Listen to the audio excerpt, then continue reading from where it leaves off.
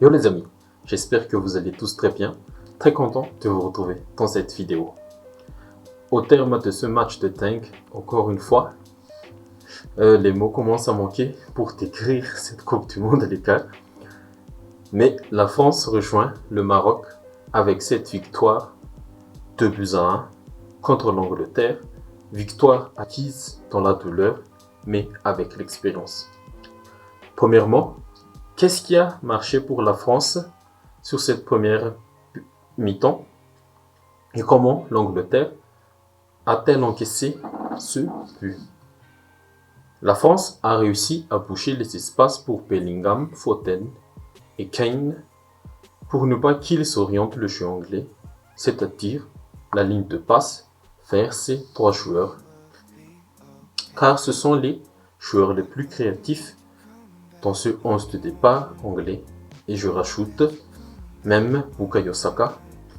Et grâce au travail défensif de Giroud, Griezmann, Rabiot et Dembélé, ils ont laissé le ballon aux non-relanceurs du jeu anglais, qui sont John Stones et Maguire. Carole Walker, qui a eu son rôle très précis, c'est de contenir Kylian Mbappé, mais c'est sur la seule fois où il a essayé de monter pour déséquilibrer la défense française. Et c'est à ce moment que vient le but de Tchouaméni. Upamecano, auteur d'une sortie autoritaire, a sonné la charge et avec Mbappé, Griezmann, Dembélé, ils ont pris le relais et Griezmann décale le milieu du Real à 30 mètres des buts de Pickford pour déclencher une frappe limpide, une frappe croisée. Pickford n'y peut rien. 1-0 pour la France. Et elle a continué sa maîtrise.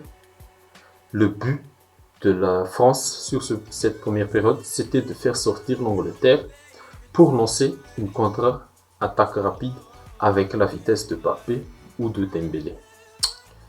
Le fait qui aurait pu changer cette première mi-temps, c'était la faute existante sur Harry Kane par Upamecano.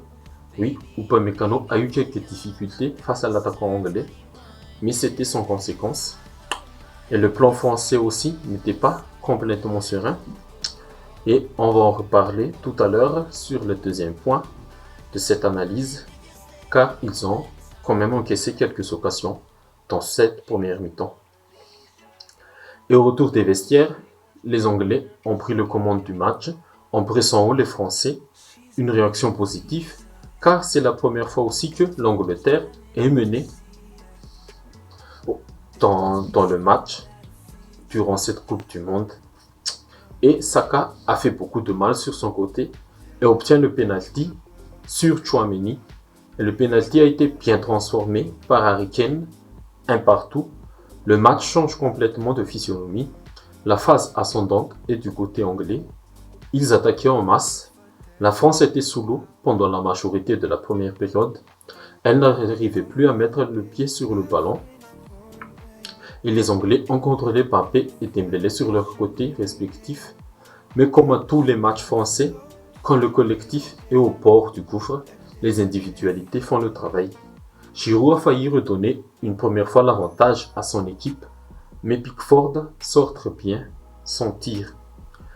Et sur le corner qui suit, l'Angleterre se dégage, mais la balle revient sur Griezmann et il délivre un centre magnifique premier poteau. Et qui est encore là, c'est Olivier, le meilleur buteur de l'équipe de France, c'est Giroud, qui délivre une nouvelle fois les Bleus. Et c'est tout à fait contre le cours du jeu, vu la physionomie de la rencontre sur cette deuxième période. Mais c'est aussi la force mentale, l'expérience de cette équipe dans les grands rendez-vous qui ont permis aux Bleus de chercher ce but inattendu. Et même le destin fut de leur côté. L'arbitre donne un deuxième penalty à cause d'une faute évitable de Théo Hernandez sur Mason Mount. Mais, scénario de fou, Harry Kane rate complètement son tir. Le ballon part dans le ciel en direction de Wembley même. Et cette fois-ci, la France a tenu, la France n'a pas craqué. Il a fait encore un coup franc très similaire à celui du Pays-Bas d'hier, à la dernière minute, mais le tir de Rashford passe au-dessus de la cage de Lloris. On aura un duel Maroc-France pour les demi-finales et ça risque encore une fois d'être un match riche en rebondissements et beaucoup d'émotions. Pour les Anglais, game over, it will not come in home yet again. Mais top du match, Griezmann, encore une fois, une performance très correcte pour lui, toujours au service du collectif, bonifié par ses 2 passes décisives pour Tchouaméni et pour Giroud. Et Giroud, l'attaquant français, il a fait 0 buts il y a 4 ans, mais là, il est décisif avec 5 buts en 5 matchs. Le flop, Harry Kane, c'est dommage. Oui, il a marqué, mais il a raté son deuxième penalty, qui était le penalty décisif pour peut-être encore renverser la physionomie du match. Ok les amis, c'est la fin de ces quarts de finale. Et on aura alors Argentine, Croatie et Maroc-France pour les demi-finales. Je sortirai une vidéo preview et pronostic de ces demi-finales avant le début de ces matchs. Et comme d'habitude, on débriefera tous ces matchs sur la page et sur la chaîne. Et abonnez-vous pour ne rien rater de tout ça. Et si cette vidéo vous a plu, n'hésitez pas à liker, à commenter, à partager. Ça m'aide beaucoup pour le travail que je fournis. Et merci pour votre soutien. À la prochaine.